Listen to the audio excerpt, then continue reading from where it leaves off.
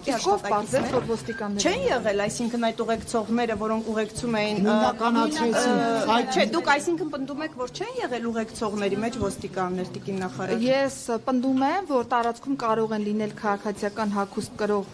քրեական ոստիկանության ներկայացուցիչներ, բայց ոչ այն պնդմամբ, ինչ որ դուք ներկայացրել եք։ Այսինքն չեն ուղեկցել, շղթայի մեջ չեն եղել, տիկին նախարար։ Նույնականացրել էին այդ շղթայի մեջ քաղաքացիական հագուստով, հետո այլտեղ ոստիկանը թե քաղաքացիական անձինք ոստիկանությունում եւ թե նաեւ ոստիկանության մյուս ներկայացուցիչները ոստիկաններ են, որովհետեւ օպերատիվ աշխատողները հնարավորություն ունեն քաղաքացիական համակարգ եւ իրենք տեղում ուղեկցում հասարակական կարգ եւ անվտանգություն ապահովել։ Ինչու էին ուղեկցում եւ ինչու համազգեստով չէին։ Ես նշեցի արդեն, օրենքով թույլատրվում է եւ կարող եք տարածքում նույնիսկ ոչ մայրաքորը ուղեկցում տիկին նախարար իրենք ակցիա էին հրավիրել։ Հասարակական կարգ եւ անվտանգություն ապահովելը չի ենթադրում միայն շղթա կազմել եւ հսկել ինչ-որ մի process։ Տարբեր մեթոդներ կան, տարբեր եղանակներ կան եւ հարգելի գործընկերներ, արձագանքում եմ ու փակենք այս թեման, որովհետեւ նույն հարցերն են, ես նույն պատասխաններն եմ ասելու, ոչ մի լրացուցիչ նոր բան ես չեմ ասելու, ոչ մի բան ինձանից չեք կորզելու, որովհետեւ ոչ մի նոր մենք հասկանալ ինչ կարգավորումներով են արդեն նշեցի, որ եւ տեղում նաեւ հարցնել տեղում մայրաթոռում ոստիկանությունը հասարակական կարգ եւ անվտանգություն է ապահովել եւ ապահովել է պատշաճ կերպով, եթե որևէ անձ գտնում է, որ մեթոդը, եղանակը կամ այլ հարցեր, որոնք որ առնչվել են իր իրավունքներին,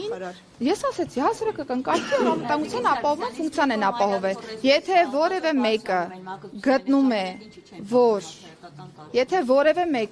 գտնում է, որ իր իրավունքների հետ կապված խնդիր կա, կարող է դիմել նախարարություն կամ քննչական հարցը վերջ, եթե այլ հետաքրքիր հարցեր չունեք,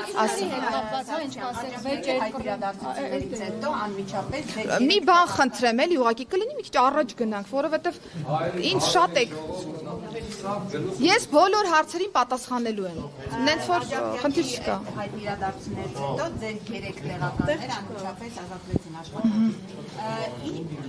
Հարցը միայն 3-ն է մեղավոր այդ ամենում, որովհետև եթե ձեր տեղակալներ 3 առնվազն աշխատանքից ազատվեն, նշանակում է ձեր մեղքի բաժինն է կա։ Ինչու դες որևէ ձևով այդ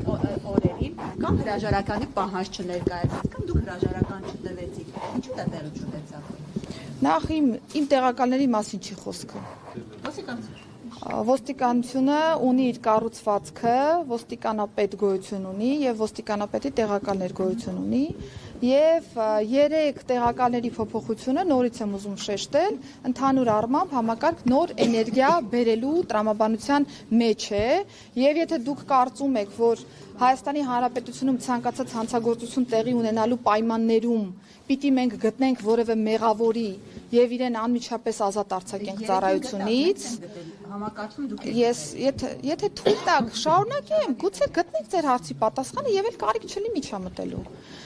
Եթե մենք մտածենք, որ յուրաքանչյուր հանցագործության դեպքով որևէ ծառայող պիտի ազատվի համակարգից, դա ոչ տրամաբանական մոտեցում է, չեք գտնի մի պետություն, որտեղ որ ինչ որ հանցագործության դեպքով կոնկրետ ամեն հանցագործության դեպքով մարդ ազատվի համակարգից։ Մարդ ազատվի համակարգից։ Այս կադրերում եք ասում, դա պատահական զուգադիպություն է։ Ես ձեր գործընկերոջը հարգում եմ, ես վստահ եմ ինչ էլեմենտներ եք բարձրաձայնելու, կպատասխանեմ այդ բոլոր հարցերին, կարիք չկա միջամտության։ Այս դեպքում ես գտել եմ, որ 3 փոխոստիկանապետերի ուղղությունների սպասարկման համար նկատի ունեմ քրեական ոստիկանություն, նկատի ունեմ բարեկային ծառայություն, նկատի ունեմ համայնքային ոստիկանություն, կարիք կա նոր թարմ էներգիա ներգրավելու, որպեսզի վերադասավորենք նաև մեր մոտեցումները եւ մեր ծառայության կազմակերպման եղանակները։ Սա է պատճառը եղել, որ 3 փոխոստիկանապետերի փոփոխություն ենք ունեցել եւ նույն տրամաբանությունն է եղել, երբ որ ոստիկանապետի փոփոխություն է տեղի ունեցել վարչապետի կոնկրետ որոշման շրջանակներում նույն տրամաբանությունը, երբ որ ես խոսեցի Պարեկային ծառայության Երևանի գնդի պետի հրամանատարի փոփոխության մասին եւ այսպես շարունակ, այսինքն ամեն դեպքը, որ սկսենք նկարագրել, որ սա որևէ ինչ որ կոնկրետ արարքի արդյունք է, դա մեզ լավ տեղ տանող մոտեցում չի լինի, որովհետեւ այո, կան դեպքեր, որոնք որ կարող են, այսպես ասեմ, վերջին կտորը լինել այդ որոշմանը գալու, նմանատիպ իրավիճակներ կարող են լինել։ Պարզաբան, ասում են դուք արեմուտքի կներես, դուք արեմուտքի հովանավորությունն եք վայելում եւ Փաշինյանը չի անձեռնխելի եք, այսպես ասած, Փաշինյանը ռիսկ չի անում հակառակվել արեմուտքի։ Երկու բան, փաստեմ, ինձ թվում է լրիվ հարցերը կփակվեն։ Հայաստանի Հանրապետության ներքին գործերի նախարարի եւ Հայաստանի Հանրապետության քաղաքացի Արփինե Սարգսյանի հովանավորը Հայաստանի Հանրապետությունն է։ Այնպես, ինչպես Հայաստանի Հանրապետության մյուս քաղաքացիների դեպքում է, եւ երկրորդը Հայաստանի Հանրապետության վարչապետը որևէ կաշկանդվածություն չունի, որևէ պահին որոշումներ կայացնելու եւ ներքին գործերի նախարարի պաշտոնը զբաղեցնող անձը եւս ցանկացած ժամանակահատվածում հավերժ չէ, եւ եթե Հանրապետության վարչապետը նմանատիպ մոտեցում ունենա, վստահ եմ, որ որոշում Արևմուտքին կասեք, ինչ փուլում է վիզաների ազատականացման գործընթացը, քանի որ նա վերջերս Բարձրաստան Պաշտոնյանի հետ է Վերջերս երկու բարձրաստիճան պաշտոնատար անձինք են այստեղ եղել, ԵՄ հանձնակատար Կոսը եւ հանձնակատար Բրուները, շատ դրական քննարկումներ են ունեցել, որովհետեւ երկու հանձնակատարներն էլ արձանագրել են, որ ներքին գործերի նախարարությունը որպես համակարգող պատշաճ կերպով գերազանց կատարել է իր արժեվ դրված խնդիրը եւ սա է պատճառը եղել, որ ռեկորդային արագ ժամանակահատվածում մենք ստացել ենք գործողությունների ծրագիրը, ընդ որում շատ միջոցառումներ, որոնք ակնկալենք, որ օրինակ առաջիկա տարիների կտրվածքով պիտի կատարվեր, այսօր մենք նույնիսկ կատարել ենք այդ միջոցառումները եւ գործընկերներս երկուսն էլ փաստել են եվրոպացի, որ շատ իրատեսական է վիզաների ազատականացումը Հայաստանի Հանրապետության համար։ Ես որպես նախարարության կողմից process-ի համակարգող գլխավոր բանակցող պիտի փաստեմ, որ ներգերատեսչական, այսինքն ներհանրապետական կտրվածքով մենք մեր արժեվ խնդիր ենք դրել, որ 2 տարվա կտրվածքով մոտ պիտի ավարտենք բոլոր միջոցառումների կատարումը, շատ իրատեսական է, որովհետեւ սա շատ ներդաշնակ է Հայաստանի Հանրապետության կառավարության ռեֆորմների օրակարգին եւ այնպես չի, որ գործողությունների ծրագրի բովանդակությունը մեզ պիտի թելադրի սկսել ինչ-որ մի բան անել կամ չշարունակել ինչ-որ մի բան անել։ Այս երկու process-ները շատ սինխրոն են իրար, սա է տալիս համոզմունք ինձ ասելու, որ մենք շատ իրատեսական process ունենք եւ եթե նույն տեմպը պահպանենք գործողությունների ծրագրի իրականացման, առաջիկա տարիներին կունենանք ազատ վիզային ռեժիմ։ Եվ գնանք մի վերջին հարցը ես տամ ու վերջ։ Տիկին Սարգսյան, տեղեկություններ կան, որ միգրանտների են Եվրոպայից ուղարկում Հայաստան, օրինակ երկու ինքնաթիռ ասում են եկել է Գերմանիայից, հետո ԱՄՆ-ից են ասում են եկել ինքնաթիռ։ Դուք տեղեկություններ ունեք։ Միգրանտների մասով անկանոն միգրացիոն հոսքերի արդյունքում կարող է Եվրոպական միության տարածքում լինեն անձինք, որոնք որ ենթակա են վերադարձման Հայաստանի Հանրապետություն։ Մենք ունենք նույնիսկ Եվրոպական միության հետ կնքված համաձայնագիր, թե Եվրոպական միության հետ ընդհանուր առմամբ եւ թե նաեւ անդամ պետությունների, եւ եթե լսենք օրինակ, որ անօրինական որևէ միգրանտ վերադարձվել է Հայաստանի Հանրապետության, այդտեղ ոչ մի արտարոց բան չկա։ Առանձին տվյալներ այս պայծրությամբ չունեմ, որ ինչ որ մեծ խմբերի հետ կապված տվյալներ կան, դա իրականությանը չի համապատասխանում։ Ստանդարտ process կա, կարող են մի քանի հոգի օրինակ ասում եք ամեն սպանության հետ կապված, ասում եք պետք է պաշտոնանկություն իրականացվի, բայց բարբերաբար մենք տեսնում ենք, որ սպանություններ լինում տարբեր հատվածներում եւ բացի այդ այսպես տարածված խոսույթ է, որ Սիցիլիա է դարձել Հայաստան։ Հիմա այս դեպքում ով պետք է պատասխանատվություն կրի։ Ու ինչի չի կանխվում այս դեպքերը, ինչու է բարբերաբար շարունակվում։ Նվազում չկա դեպքերում։ Տեսեք, ես երբ որ ինչ-որ մի բան, ինչ-որ մի թեմայով ներկայացնում եմ, ես գոնե այն բարեխիղճ կանխավարկածը ունեմ, բարեխիղճության, որ դուք լսում եք ես ինչ եմ ասում։ Որ հետո հարցը ձևակերպեք, ես գլոբալ նկատեմ, հարցը ձևակերպեք հենց այս տրամաբանության մեջ։ Հիմա նախ առաջինը, Հայաստանի Հանրապետությունը Սիցիլիա չի։ Ես նշեցի, որ 3.2% նվազում ունենք հանցավորության, եւ սա միայն ու միայն իրավապահ համակարգի ջանքի արդյունքն է, որովհետև ես առիթ ունեցել եմ նաև նշելու, որ սպանությունները եւ առհասարակ հանցավորությունը երկու կատեգորիայի կարելի է բաժանել։ Առաջինը դրանք կազմակերպված իրավիճակներն են, այսինքն կա պլանավորում, կա դերաբաշխում, process կա գեներացվող, որտեղ որ իրականում ամենաառաջնային դիրքում իրավապահ համակարգն է։ Այսինքն դու ինչպիսի օպերատիվ աշխատանք ես իրականացնում, որ բացահայտես այդ դեպքը եւ կանխարգել ես այդ իրավիճակները։ Հիմա առաջինը ես նորից շեշտեցի, որ մեր հանրապետությունում ամեն օր սպանություն չկա։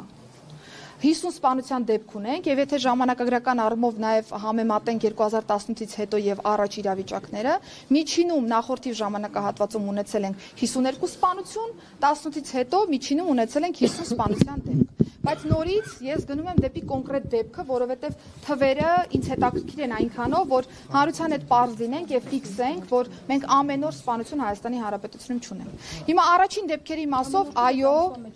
քանի անգամ կամ մի քանի ամիսը մենք, այսինքն պարբերաբար մենք ահազարցուն ինչ-որ դեպքերի ենք ականատեսում սպանությունների։ Հիմա դուք ենթադրում եք, որ Հայաստանի Հանրապետությունում ընդհանրապես հանցագործություն չպիտի լինի։ Ինչ որ մի երկիր կա, ով որ սպանությունից ապահովագրված է։ Եթե մենք օբյեկտիվ լինենք եւ ես հուսով եմ, որ դուք հենց այդ աչքով եք նայում այս ամբողջ process-ին, բոլորիդ նկատի ունեմ։ Մի այլ երկրի դեպքում խնդրեմը օրինակ ահաբեկչական ակտերն են։ Տեսնում եք դպրոցներում ահաբեկչություն կա, խանութներում ահաբեկչություն կա, մոլերում ահաբեկչություն կա, զանգվածային նաեւ սպանության իրավիճակներ կա։ Հայաստանի Հանրապետությունը լավ առումով եմ ասում, նմանատիպ իրավիճակների ձեռց է, որևէ մեկը չի կարող հակառակը պնդել։ Եվ եթե լրատվական դաշտում տարբեր անձինք կարող են նույն իրավիճակը անընդհատ քննարկման առարկա դարձնել, ընդ որում վերհիշեցնել նաև օրինակ 2017 թվականին տեղի ունեցած սպանության դեպք, 2018 թվականին տեղի ունեցած սպանության դեպք, նույն սպանությունը մի քանի օր շարունակ լուսաբանվի, մի օր հոգեհանգիստ լուսաբանենք, մի օր այլ իրավիճակներ լուսաբանենք, մի օր այլ իրավիճակներ, տպավորություն կարող է ձևավորվել, որ ամեն օր այդպես է իրավիճակը։ Ես շարունակեմ Ամեն օր այդպես է իրավիճակը, բայց նորից եմ շեշտում, ունենք 50 սպանության դեպք, որը նույնիսկ համաշխարհային միջինից 2 անգամ նվազ է, բայց գալով դեպի բովանդակությունը շարունակեմ, որ կիսատ չմնա։ Եթե խոսում ենք օպերատիվ աշխատանքի մասով, անցած տարի 12 սպանության նախապատրաստություն ենք բացահայտել։ Սա օպերատիվ աշխատանքի մասին է խոսում, որովհետև եթե օպերատիվ աշխատանք չլիներ, կազմակերպած սպանությունները պլյուս կլինեին 12 դեպքով։ Սա արդյունք է, իհարկե արդյունք է։ Բավարար է այս արդյունքը, իհարկե բավարար չի։ Ես երբեք չեմ ասել, որ մենք փայլում ենք մեր օպերատիվ աշխատանքով, որովհետև գիտելիքի հետ կապված հարցեր կան, ժամանակակից տեխնոլոգիայի հետ կապված հարցեր կան, կրթության հետ կապված հարցեր կան, նաև իրավական որոշակի հարցեր կան։ Պիտի սրանք լուծենք։ Եվ երկրորդ կոմպոնենտը, որն ավելի մեծ չափաբաժին ունի մեր ընդհանուր հանցավորության մեջ, դա մտածողությանը վերաբերող դեպքերն են, որովհետև վերջին ժամանակահատվածում մենք ինչ ունենք, նույն աջափնյակի իրավիճակը, մի հայոյանքին, երբ որ մենք մտածում ենք որպես հանրություն, կարելի է արձագանքել ավելի սուր հայոյանքով եւ դրանով խնդիրը լուծվի, կամ տրանսպորտային միջոց իրար վրա վարելու հետևանքով կարելի է իրար ծեծել եւ դրանով խնդիրը լուծվի, պրակտիկան ցույց է տալիս, որ դա լուծման մեթոդ չի, բայց մենք ինչ ենք տեսնում, որ տարիներ շարունակ այս բռնությանը ավելի կոշտ բռնությամբ արձագանքելու եւ խնդիրը լուծելու պրակտիկան մեզ մոտ շատ ամրապնդվել է եւ սրանով նաեւ ուժեղացվել է քրեական ենթամշակույթը տարածքում, որովհետեւ այդ ընկալումն էլ կա, որ մեր բակում, մեր ընտանիքում, մեր շրջապատում հարցերը ոչ թե պիտի լուծի պետությունը օրենքով, այլ պիտի լուծի տարածքում գտնվող օրինակ ինչ որ մի հեղինակություն եւ սա է նաեւ ավելի ուժեղացնում քրեական ենթամշակույթին Հայաստանի Հանրապետությունում, սա է պատճառը, որ մենք գնում ենք դեպի նաեւ իրադարձության խորքը։ Եթե մենք մտածողությունը չթիրախավորենք, ես վստահեցնում եմ, որ այս դեպքերը կարող են նույնիսկ ավելի սուր դրսևորումներով ի հայտ գալ եւ ավելի բացասական պատկեր կունենանք։ Սրա հիմքով եմ նաեւ ես ասում, որ 3.2% նվազումը իրավապահ համակարգի ջանքի արդյունքն է, որովհետեւ մենք դեռևս չենք նկատում մտածողության որևէ փոփոխություն, որովհետև տեղի ունենում խուլիգանական դեպքեր, տեղի ունենում առողջությանը ծանր վնասի պատճառման դեպքեր եւ այսպես շարունակ։ Այսինքն մենք պիտի նախ ընկալենք, որ մի դեպքում գործ ունենք կազմակերպված հանցավորության հետ, բայց դա փոքր տոկոսն է կազմում։ Մյուս դեպքում մենք ունենք բռնության պորտկման հետևանքով առաջ եկող սպանության կամ առողջությանը ծանր վնասի պատճառման դեպքեր եւ երկու ուղղությունով էլ պիտի ճիշտ արձագանք տանենք, որպեսզի պատկերն ավելի լավը լինի եւ ես նաեւ նշեմ, որ ընդհանուր առմամբ երբ որ նույնիսկ մենք խոսում ենք 50 սպանության դեպքի մասին, ընդհանուր մեր պատկերում հանցավորության սպանությունները 0.1%-ն են կազմում։ Այսինքն ամբողջ հանցավորության մեջ սպանությունները 0.1%-ն։ Այս թևին են պատասխանելու։ որովհետև շատ պատասխանեց ձեր հարցին։ Կա, որ դուք շրջում եք տասնյակ ճանապարհական ավտոմեքենաներով, թե բարձրաբանեք իրականում քանի մեքենա եք սպասարկում։ Գիտեք, նորից նույն տրամաբանության մեջ է, եթե տեղեկություններ կան, նշանակում պիտի ապացույց լինի, բայց ես առիթ ունեցել եմ եւ նաեւ զարմանում եմ, որ մինչեւ այս պահը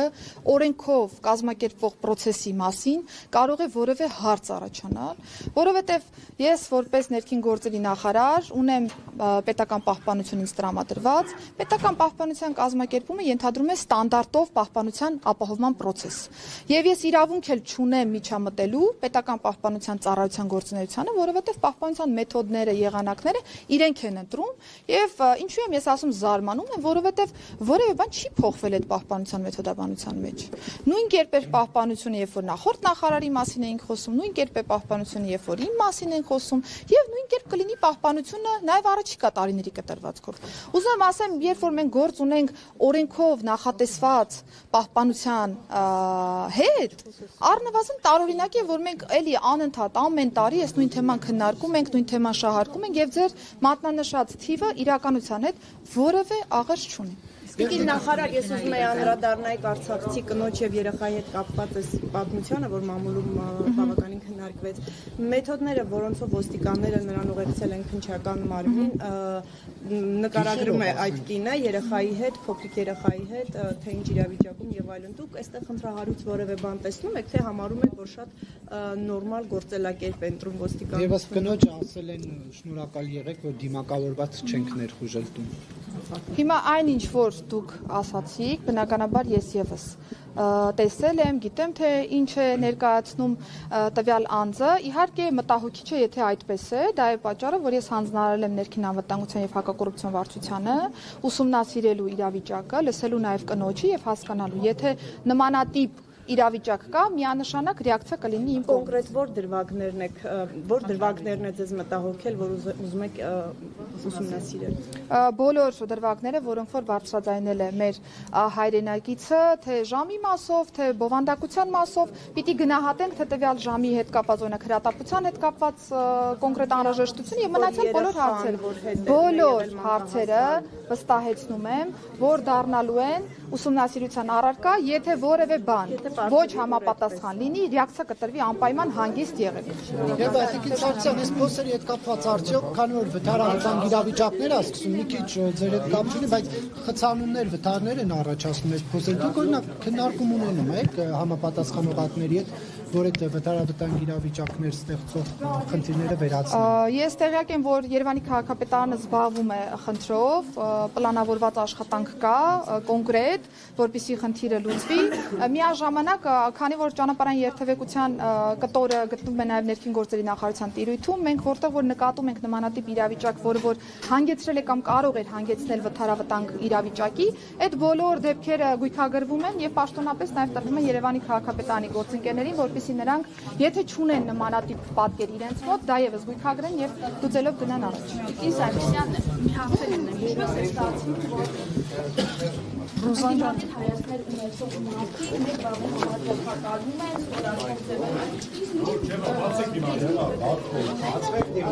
ամուսնու շարունակ կազինոյում տրվել է բյուջեն, սակայն այդ գործով ոչ մի բան չի եղել, ազատության մեջ է գտնվում, նաև Արարատ համայնքում նման մի դեպքեր է եղել, ով այս պահին գտնվում է ազատության մեջ։ Ինչպես է ստացվում, որ իրավապահ համակարգի աչքից վրիպում են այդպիսի դեպքերը եւ բկի այսպիսի ասած կազինոյում կրված գումարները այդպես գնում են եւ ոչ ոք չի իմանում։ Հիմա եթե իրավապահ համակարգի տեսադաշտից վրիպ դեպքերը, որևէ ռեակցիայի մասին չէիք լսի։ Առաջինը եւ երկրորդ, ինչ վերաբերում է